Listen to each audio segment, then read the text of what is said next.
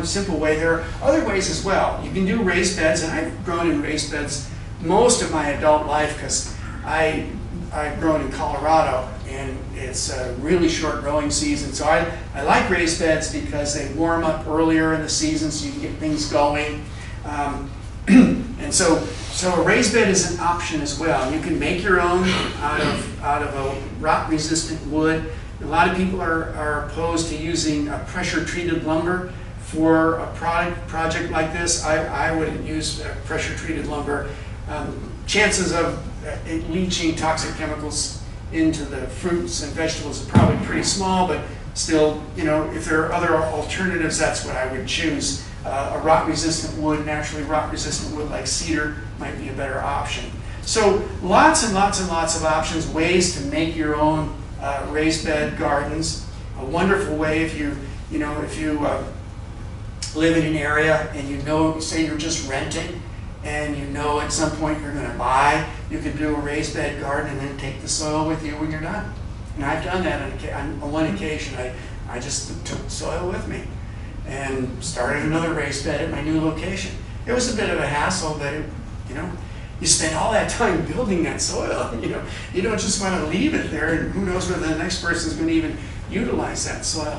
You can buy online. You can buy some really nifty little raised bed platforms. And if you don't have a lot of open space, there are other products on the market as well that you can use.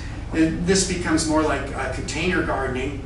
And that is another option, growing in containers. We currently grow on our patio, we grow all kinds of herbs, for the summer. We have some self-watering planters. They work really, really well. The only issue we have is we also have about 100 chickens. And they get in there and eat things and scratch the dirt out. So they've been a bit of a hassle when it comes to container gardening. I've also tried growing over the years. I've tried growing squash and tomatoes and cucumbers and other things in containers. And I've never just had really great luck with it personally. And so the things that you have to remember, and I think I know why, one of the things you have to do to make a container work is you need to be sure that it drains well. You need to have some layer of small crushed rock on the bottom so that moisture won't build up in the soil and cause waterlogging. Now, what happens when the soil becomes saturated, and I know you gardeners know this, is that it fills up the little air spaces and basically blocks the flow of air or oxygen to the roots of plants. So when soil is waterlogged, you're essentially suffocating your plants. So you want to be sure that soil drains well, and it is a soil that does drain fairly naturally.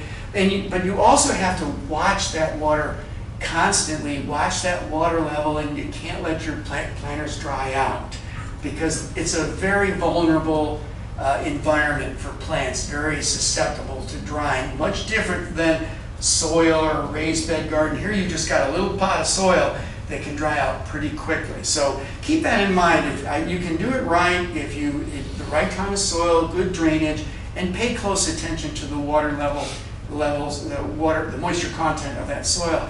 Now, here's an example. Here's a person who really takes this very seriously. They converted their entire front lawn into a garden. Now, not all communities allow this. Not all communities allow this. I teach at a little college up in Iowa, in Fairfield, Iowa, and as progressive as that community is, it's against the city codes, municipal code, to plant vegetables in your front yard. It's kind of silly.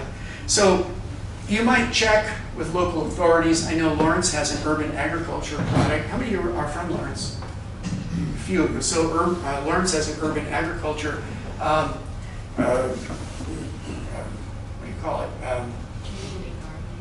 Community gardening or urban agriculture. And they allow this, but there are certain restrictions. You can't have, certain heights. You can't have anything higher than 3 feet, X number of feet from the road. So there are some restrictions, but at least they allow it.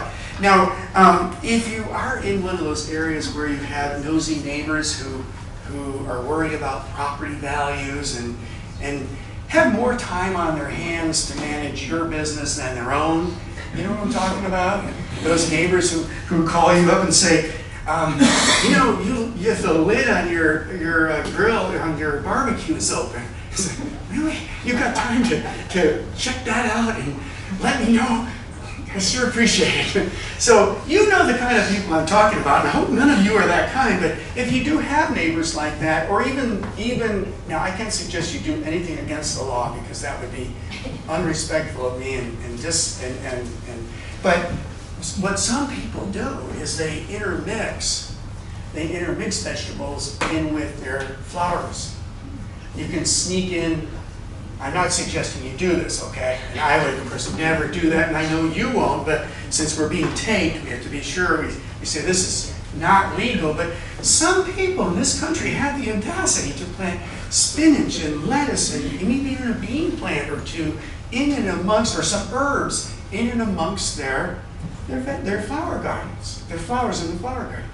Imagine that. There are just some rebels in this country, aren't there?